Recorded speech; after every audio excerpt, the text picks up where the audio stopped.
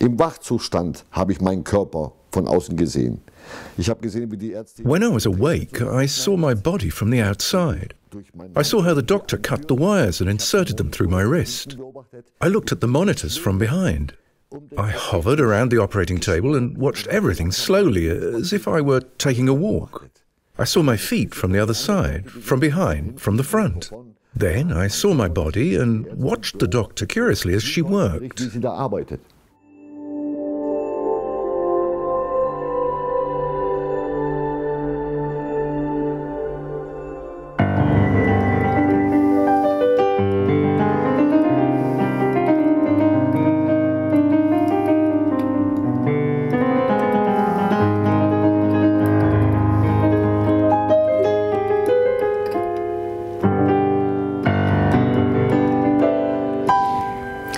Herr Sou, Sie sind Musiker, Künstler und auch als... Mr. Sou, you are a musician, an artist and also a healer.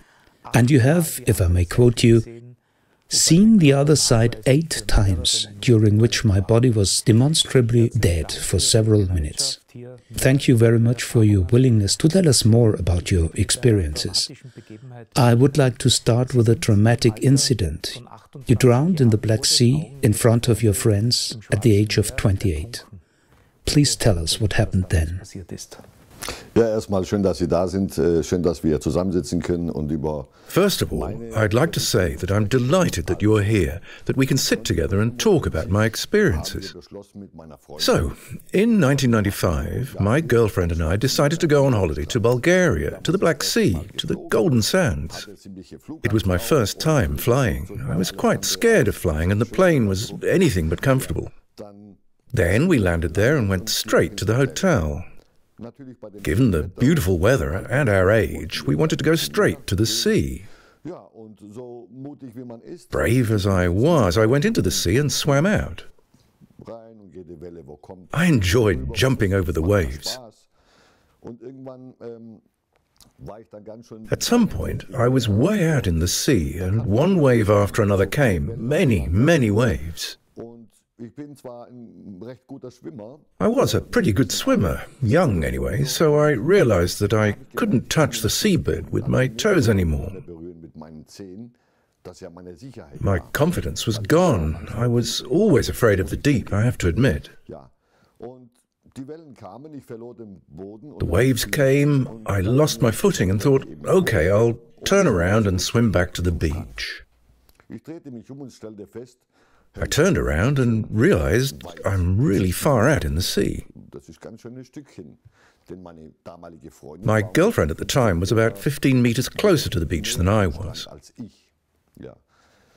I started swimming normally, but realized relatively quickly that I wasn't making any progress.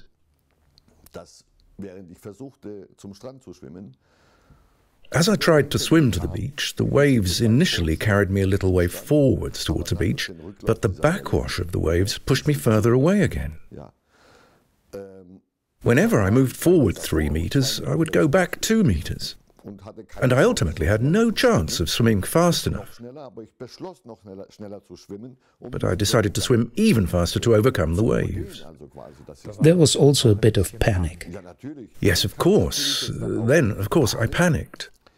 I had this strange feeling inside me. Would I have enough strength to swim to the beach? Is it not enough? What's going to happen now? Is this really your last moment, Tasso? Come on, swim! My girlfriend at the time shouted, Tasso, swim faster! From a distance of 10, 15 meters in front of me.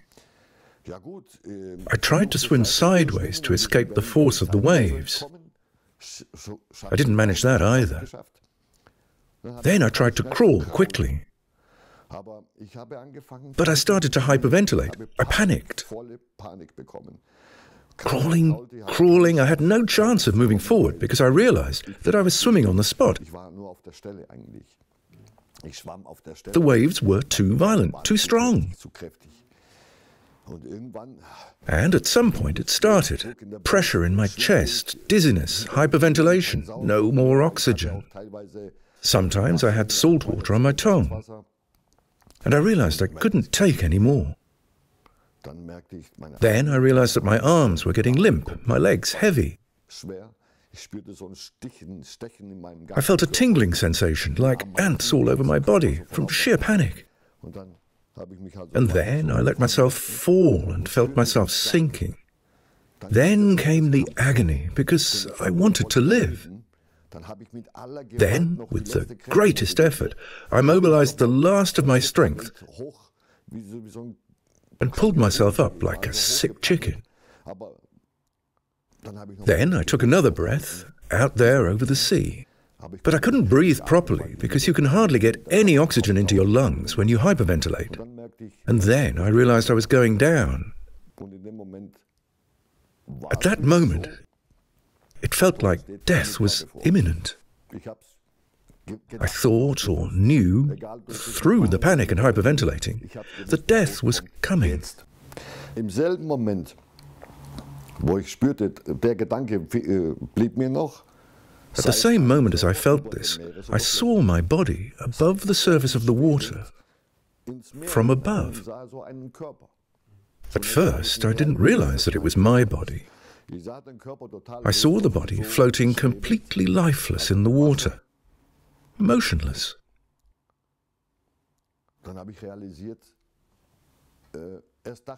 At first, I thought, there's a person drowning. Only later did I realize, that's my body. That's Tasso.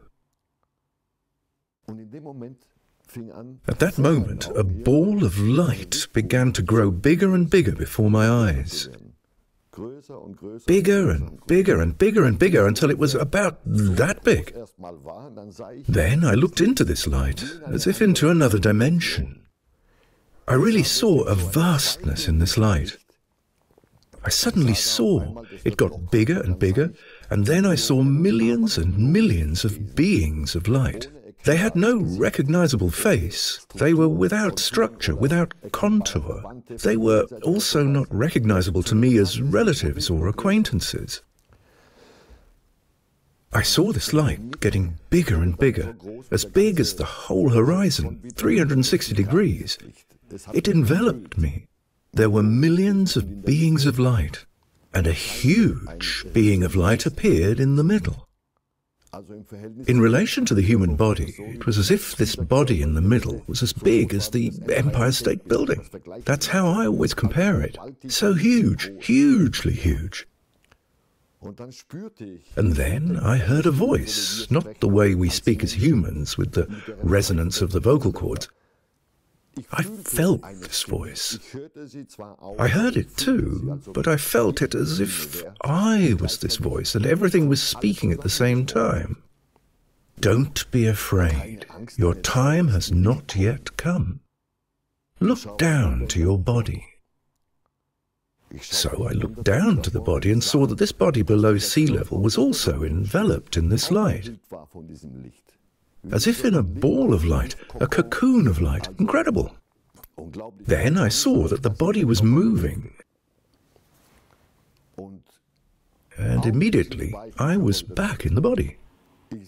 I saw, as if I had opened my eyes again, this light. There wasn't a drop of water around me. It was just light. It was a pulsating, whitish, bluish light. I breathed without getting water in my lungs. In other words, the energetic light came through my mouth. A deep breath, and I felt the light enter me as if this light of souls, of eternity, was breathing new life into me. And then I had the courage to swim upwards again. And then you experienced yourself in your body again. I experienced myself in the body, exactly. I saw it quite normally from the body. But at the same time, I felt this tightness. When I went back into the body, it was very, very tight. I actually wanted to get out again. I didn't want to be in the body anymore. I had claustrophobia. But then I swam to the surface with the last of my strength. My heart was still racing and I was still panicking, but I took a desperate breath. I didn't think I would survive. Then I saw 3 lifeguards on the beach. When they saw me, they immediately jumped in. But I had no strength left to stay afloat. Amazingly, I felt two hands on my right and left upper arm, holding me, supporting me. But there was no one next to me. There was no one on my left or right. I would have noticed. I could still see the rescuers coming towards me, but only these invisible hands were keeping me afloat. I had no strength left to swim back to the beach. The lifeguards came to me and lifted me up. They lifted me under my armpits and by the palms of my hands. Then they pulled me out of the water. When I got to the beach, I was still panicking, of course. I was still shaking and everything was as heavy as lead. But people were looking at me really, really strangely, as if they were seeing a real miracle, a UFO or an alien. I thought, why are they all looking at me like that? Didn't they see that I almost drowned, almost died? They all know what happened. The beach was full of people. One man even made a stupid comment. Nobody should swim out that far. The guy was stupid and it was his own fault. He could have drowned. This man has stayed in my memory, and I still remember the faces of the lifeguards. I never met them again later, but I can still see their faces. I still recognize all three of them.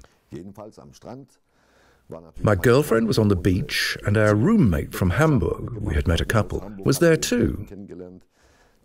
And then an emergency doctor and an ambulance arrived.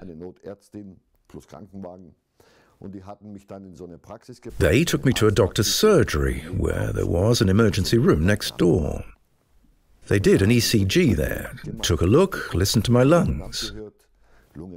My lungs were clear, there wasn't a drop of water in them, and I couldn't hear any wheezing. Then they took me back to the beach. There were still our things, keys and so on. So we were back on the beach. And I still saw these looks from people. Some even pointed at me. Our room neighbours from the hotel said to me, "Where have you been?" I said, "What? Where was I? You saw everything. You saw what happened. I was too far out. I barely made it back. I almost drowned." I didn't want to talk about the light I had seen. It would have been too much for me at that moment. I was panicking. "We know you were too far out in the sea, but where were you for so long?" I said, "What do you mean, for so long?" Then I was told that I had been missing for almost 35, 40 minutes. 40 Minuten verschwunden war. Ich habe auch erfahren, dass Leute, gute Schwimmer, rausgeschwommen sind. I also heard that good swimmers swam out to look for me. They dived, but they didn't see my body anywhere. And then I surfaced at a spot where they had already been looking for me.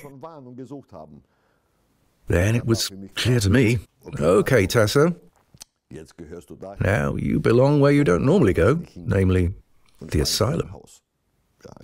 I didn't believe a word they said, none of them. I regarded everyone who told me that I'd been away for so long as liars. And you didn't talk to anyone about what you experienced inside? I wasn't in a position to discuss it. It was hard for them to believe that I had been away for 35 or 40 minutes, so they wouldn't have believed me anyway. I thought to myself, if you're not careful now, you'll end up in a madhouse here in Bulgaria. I was really, really worried, and that's why I didn't tell anyone about it. Not only there, but also later. What was it like for you? Was this spiritual experience something completely new for you, or something you were already familiar with because you had already experienced something similar at an earlier time? That's a very good question, because I also have a background in my childhood. That's when the whole thing began. That's when the first experience of light began. I had a near-death experience as a 2-year-old boy. Can you still remember that? Not as a 2-year-old. I remembered it later when I was 16 or 17 years old. Based on what my family told me, I was able to find out afterwards what had happened. As a 2-year-old, I certainly wouldn't have been able to explain it. Even when I was born, the doctors had to work very hard to ensure that this newborn could breathe. In other words, I didn't breathe. I had to be resuscitated at birth. But these problems were not investigated or researched further in Germany, in the hospital in Blaubeuren where I was born. And so it went on.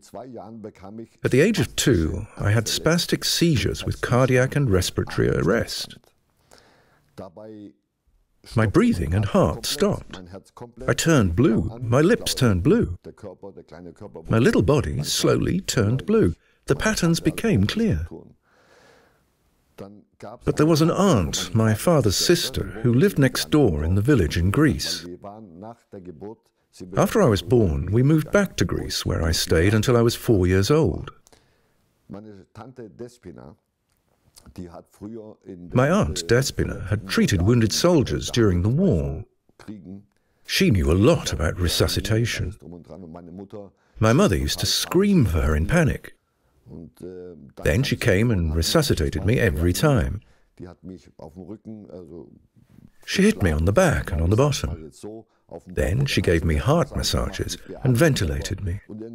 At some point, my body started breathing and living again. It came back to life. My sister also told me recently that she fed me once and I collapsed during that. Cardiac arrest again, no more breathing. Then she shook me. My sister also brought me back once by shaking me vigorously. She was in a panic.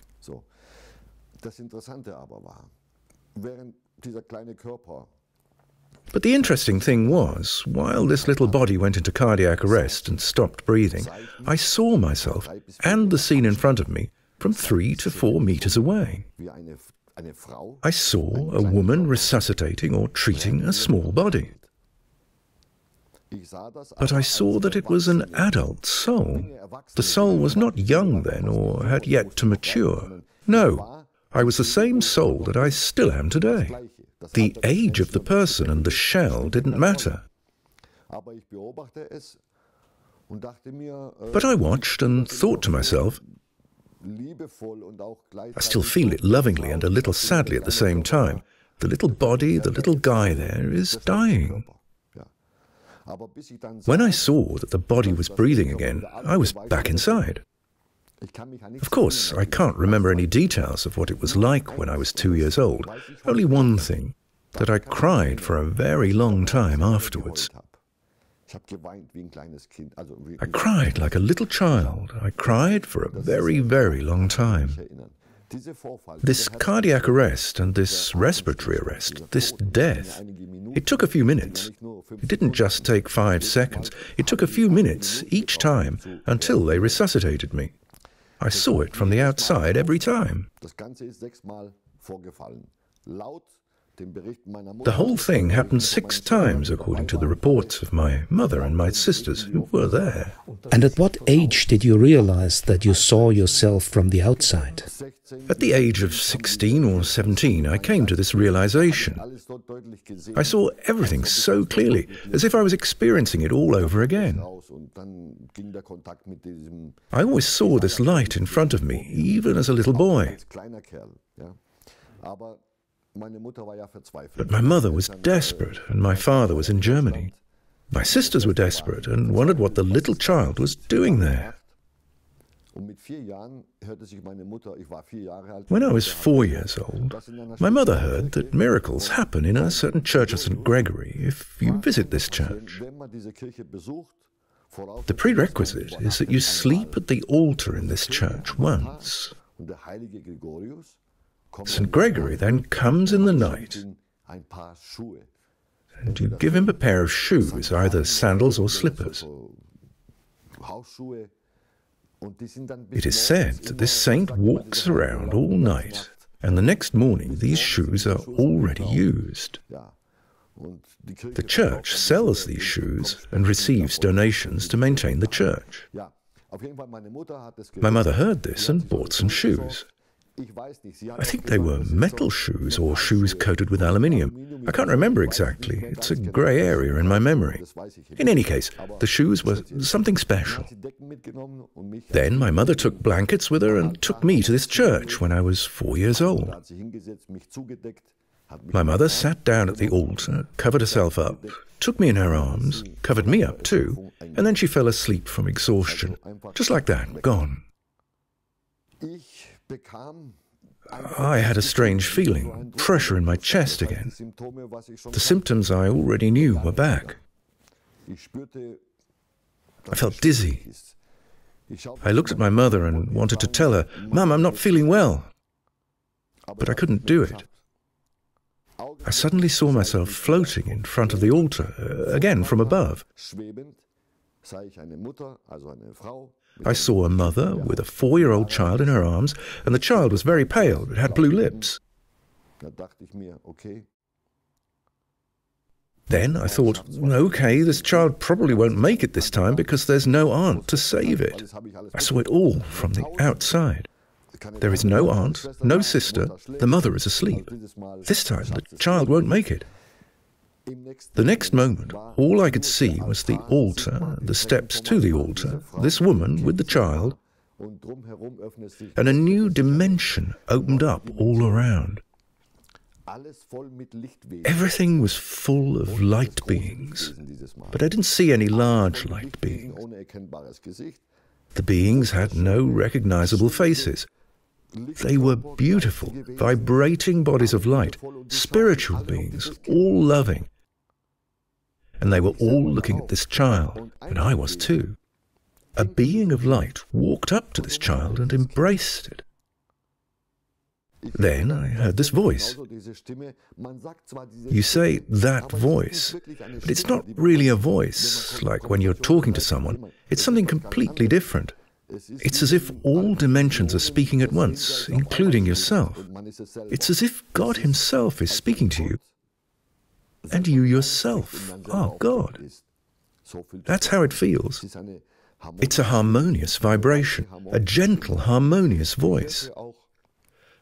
I heard a beautiful, soft music in the background. Indefinable. I'm a musician myself, but I couldn't find any instruments to play like that. Of course, I looked for it.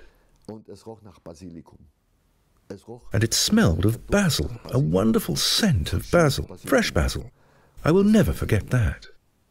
To this day, I always have basil in the house, even in my room. I'll never forget it. It smelled heavenly, heavenly, divine. And then I heard this voice. Go back, your time hasn't come yet. I know that I was immediately back in my body. The night had passed. I didn't realize that the night was over. It was light. The church was visible again. The sun was shining through the windows. I looked at my mother, who was still fast asleep. She was exhausted, and I waited patiently for her to wake up. Then she finally woke up. I was so happy that she opened her eyes and said, "Mum, how are you, son?" "Mum, I saw God." I looked up at her. Then she smiled and said, "Yes, okay. Come on, my child, let's go home." Then she picked me up and took me home. That was at the age of 4. Yes, that was at the age of 4. But I still saw the scene in front of me, that light. I looked back at the church we were walking away from. I rejoiced as if I was communicating with that light. It was still there. I looked back and rejoiced, even as a child. I remember that emotional joy, that joy of light, that divine joy, and the tears in my eyes. I felt it when I was 4 years old. I gave thanks by looking back at the church, saying, "Thank you, thank you. That must have been God." This feeling, these images have stayed with me to this day. Today you are aware of your childhood experiences, partly through personal memories, but also through the stories of others. But you really became aware of your own experiences at the age of 16 or 17. Was there a particular reason for this? Einen bestimmten Anlass speziell gab es jetzt nicht, sondern There was no particular reason, but I already had the feeling that something was different about me compared to my classmates, even later in my apprenticeship and so on. You enter puberty at 16, 17 or earlier. As a young person, you have different ideas about life. You want to experience things and do all sorts of things. But I realized that what the others were doing wasn't important to me. The others went to the disco more often. That was okay for me too, but it wasn't important to me. I always felt this light. I always felt that I knew things that I had never talked or read about. I always felt that I was in contact. In my dreams, almost every day, I saw this light and these scenes that I experienced when I was 2 years old, or in the church when I was 4. They kept flashing up. They wouldn't leave me alone. I thought, what is this now? Am I going crazy now? Am I losing my mind? I was still afraid to talk about it with others. I didn't want that in my family either. I was afraid that friends, acquaintances and relatives would label me and think I was an idiot. Didn't you talk to your mother about it either? No, not at that age. I didn't dare either, to be honest. Not with my father, anyway. The relationship with him wasn't spiritual at all. He didn't get involved in that kind of thing at all. My father barely noticed that he had a son. He wasn't interested in that. He went to work, went home, went to the pub. That was it for him. My mother did everything with the children. That's how it was back then. And, as I said, I always sensed different circumstances. I have different trains of thought. I started advising my comrades and buddies, even on things I didn't know the details of. For example, if someone had problems with their girlfriend, I could tell them, "Your girlfriend has someone else." He didn't believe me, but that's how it was. But I wasn't even aware of what I was saying. I just said it like that. I was playing with these abilities. I was trying to make myself important, but I soon realized that I wasn't important. The others had a completely different idea of life. They did impossible things, even pranks. They did all sorts of things, and I wanted to be there. I didn't want to see the light. I wanted to see material things, the people, the buddies, fooling around, chasing girls and so on. That's what interested me. At the same time, of course, I always played my music on the keyboard. I went to music school in the meantime and studied music for 7 years. That was also an anchor for me and absolutely important for my life. It interested me. But this light, this energy that came out of me, it was alive. In other words, I felt my shell as a young man. I felt my strength. But I also felt another power, a spiritual, inexplicable power.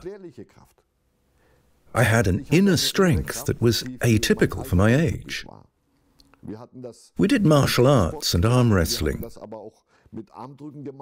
There were people who were much older, 3 times as tall and more muscular than me. But they had no chance of beating me at arm wrestling, just as an example. You have to mention episodes like that. It's part of being human. And people were amazed. How can this slight little guy develop so much strength? I realized that this light gives you a different kind of strength. I was sensitive anyway, excitable, even as a young man. Then it went on. I got older and older.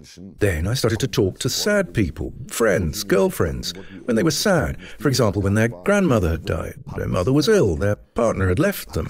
I asked what was going on because I sensed that something was wrong. I could feel the energy of people who walked past me without speaking a word to them. I knew immediately if someone was depressed, unhappy or ill. Like a book that passes me open and gives me information without words. And then it went on. Then I started counseling people. Not just for fun. But I wanted to do it. I really wanted to help, but I didn't know what I was doing. I had no idea why I was doing it. I didn't think I was anything special, not a healer, not a medium, not a doctor, not anything. I was just the sensitive Tasso Sou who likes to help. But at the same time, I was a mystery to myself. I struggled with myself inside. Why am I helping? What is urging me to do this? The light has always been with me, but why am I doing all this? Am I really different from the others? I saw all my fellow human beings the same as me. They had the same characteristics, the same emotions, the same feelings, the same desires. Everyone wants to be healthy, get up in the morning, feel fit, have a healthy family, live the day, be stable, have something to eat, earn a good living. That's what everyone wants. In this respect, I also felt like a completely normal person. So you have always felt the light as a constant companion. Did the near-death experience in the Black Sea change anything for you? Was that the most intense contact with light? Ja, das war dann der Endhammer, sage ich mal. Das war dann dieser Punkt, wo Yes, that was awesome. That was the point at which I finally knew who I was. That was the experience that let me know for sure. Here we go. There's no turning back now. It wasn't until a few years later, after the experience in Bulgaria, that I got all my questions answered. After the years it took me to understand this, I knew who I was. Only then did I feel complete. What does that mean, I knew who I was? I knew that I was the soul and that I had a body. I realized that. It's not me, the body, who has a soul, but I am the soul and I have a body. And so, of course, I was able to observe this body and see what it does. And so I understood where I came from. It made me understand that it is the energy, the divine power, that makes us exist as human beings. And then I started advising people intensively, making appointments, and also gaining some energy in return. And that was also good for me, because you don't always earn very well in this world. Nevertheless, everything is material. But I never did it for commercial reasons, to make myself important. It gave me pleasure. I wanted to help people. If they just gave me a smile out of gratitude, that was like nourishment for me, like food. It gave me positive energy. It did me good. And the better people felt, the better I felt, the more strength I could draw on. And then I carried on. I now had a few hundred appointments. And then the professionals became aware of me. Psychiatrists, psychologists, alternative practitioners, shamans, Reiki practitioners. They also came to learn from me. I even had 2 real gurus who visited me once out of curiosity. They happened to be in Germany. That was interesting. It was a very interesting experience. I said to myself, Tasso, you know who you are. Light, please don't let me down now. I have professionals in front of me. These people know their way around. Did these experts also have other intentions? There were a few people there who wanted to know what kind of stupid things I was talking about. Did doctors and physicians also come to you? Yes, doctors too, physicians, even consultants. They wanted to know, is there any truth in what this chap is saying? They had heard positive things from other people who had been with me. They just wanted to find out who this Tasso Sou was. Is he capable? Is he anything? A chatterbox? A fantasist? Is he crazy? And what did they find out? They were simply speechless that I knew things about them that I couldn't really know. They realized that the energy was real, that I wasn't playing the big man, that I wasn't putting on airs. They also recognized my humility. Especially the spiritual people who were with me recognized that. Nevertheless, I can imagine that if someone is critical of you, perhaps even prejudiced, they may be convinced of you as a person, but they will not immediately change their own convictions, their worldview. I don't demand change. I do what I do without compromise. I don't want to change anyone, and I don't want to change myself for the sake of others. That means you can attack me as much as you like, I will continue in this way, without wanting to change the attitude of others. Do you feel that you have experienced fewer attacks after these contacts? No, being attacked is standard. It happens every day. Attacks come from everywhere. But I always think to myself, I don't know this person, but I'll send them a bit of love, a bit of light. Then they come to their senses, and at some point they might realize that Tasso just wants to be nice and help. And if not, that's okay too. I don't want to convert anyone, and I can't tell anyone what they should think or feel. Let's come back to your near-death experience, which you had at the age of 28. You didn't talk about this experience with others for a long time. Was there a particular event later on that led you to make the decision, now I'm doing it, now I want to talk about it?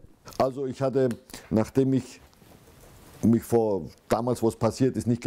wasn't really scared, having not dared to talk to people about it back then, but I didn't want to get involved in this discussion.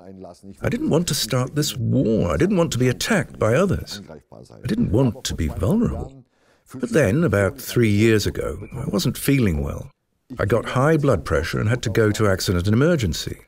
By chance, given my blood pressure hadn't gone down and was far too high, a consultant told me I should have a cardiac catheterization. After having had hundreds of ECGs my whole life, I said, there's nothing wrong with my heart. Then the examination was carried out.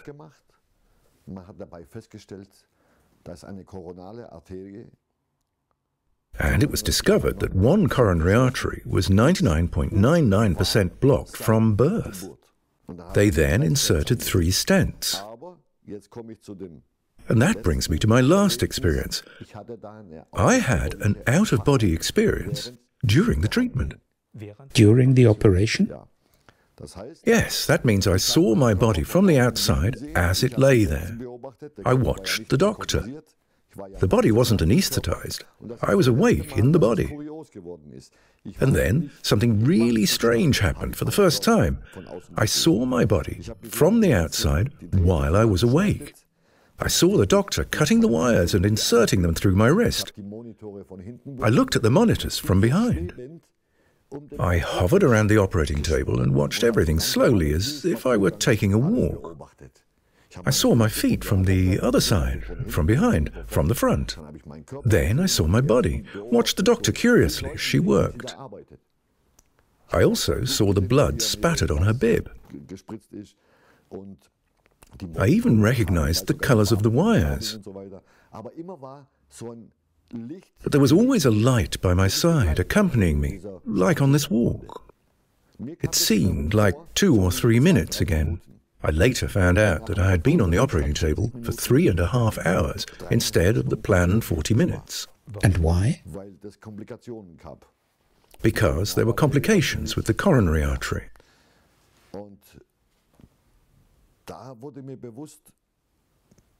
And I smiled at this body. Strangely enough, during such an experience, I had a connection to this body for the first time. I knew immediately that this was my body, which wasn't the case before. But in this case, I knew. It was as if I was holding my body by the hand and walking around the operating table. It was very, very strange. You were awake, nevertheless you did not have your conscious experience out of the body, but towards the body, so to speak. Yes, towards the body, from the outside, but while awake. The body wasn't under drugs or propofol or anything like that. The body was awake. And that's when I saw how the doctor did it all. The realization that this coronary artery is so highly occluded from birth was a key moment for me. So I realized, this is why I have these seizures. That's why I had cardiac arrest and respiratory arrest as a baby. This was later confirmed by a diagnosis. I then also found out that I was in hospital for 3 days as a baby. Surprisingly, I only found out about this 4 days ago from my sister. So, I've lived 54 years with this blocked coronary artery, which would normally only have been possible for 2 or 3 years. That is a real miracle for me personally. And after this last experience, you decided to talk about it, right? Then, everything came out. The time is now ripe. I felt it like a command from the light. Tasso, now. Say it. Tell your fellow human beings. They deserve to hear the truth. They deserve to hear about your experiences. They deserve to draw from your energy, from your light that you can pass on. When I touch a person and pass on the light to them, I can feel it flowing through my body. Afterwards, my body is pretty spent and exhausted. Then I always need 1, 2, or 3 hours to recover. You have had your own deep spiritual experiences throughout your life. How do you relate to religion? How did you experience religion as a child and how do you experience it now? Ja, sehr gute Frage, auch wichtig. Ich wurde natürlich griechisch-orthodox erzogen. That's a very good and important question. I was brought up Greek Orthodox, of course. I was confronted with the Greek faith, with the story of Jesus, with everything that exists in the Orthodox churches. But I didn't agree with it. I don't want to talk about biblical content now and explain everything in detail. For me, everyone can believe what they want. Any religion you believe in is fine with me. Everyone should believe what they want. Personally, I have a different opinion, a different experience. I know that there is the spirit of light, the creation of all existence, and that we all belong to it. I know that every soul, regardless of nationality or faith, has the same energy. And I know that we are only given a shell to be able to experience this earthly existence, to experience the adventure of this shell, and to enjoy it, even to bear the suffering. I feel the soul within me. I feel the light. Where is the light? The paradise? Is it here? Where is the hereafter? The beyond is here. It is in us and around us. It has never been anywhere else. You don't have to travel far to get somewhere. It is right here. I am not the holy man who wants to present himself to others. That's definitely not me. I'm also the fun guy. I make my music, pull a lot of pranks. I make funny videos. I tell jokes, sometimes really stupid ones. But I need that, because in the light, I also feel this humor and this smile. There is also humor in the light. We are not all holy beings who just float around and spread holiness. No, there is a life there, just like here, only in a different way. You also have friends there. To come back to faith, for me, there is one faith. The light of eternity and love. That is my faith. Many NDEers experience a major change in their lives as a result of their experience, but they are afraid to talk to others about their experiences. After all these years, what advice would you give to other near-death experiences? After a near-death experience, many people initially have the problem that they don't want to talk about it or are afraid to talk about it. That is still the case. It has got better. People are now coming out more and more with the truth, but it's still a taboo subject for many. How do you feel after a near-death experience? Many people have depression, nightmares, anxiety, and even panic attacks after such an experience because they don't know and can't assess how to deal with the energy. I was lucky, or unlucky, to have spiritual experiences as a baby. Of course, I couldn't interpret them, but the experience was there. I'm now an old hand in the field of this light and near-death experiences. Only today, after several decades, do I have everything under control. This new energy, this change in life, you have to master it first. It doesn't make you holier or a better person, no. A near-death experience teaches you how to deal better with life and your fellow human beings. It is always a guide. So don't worry.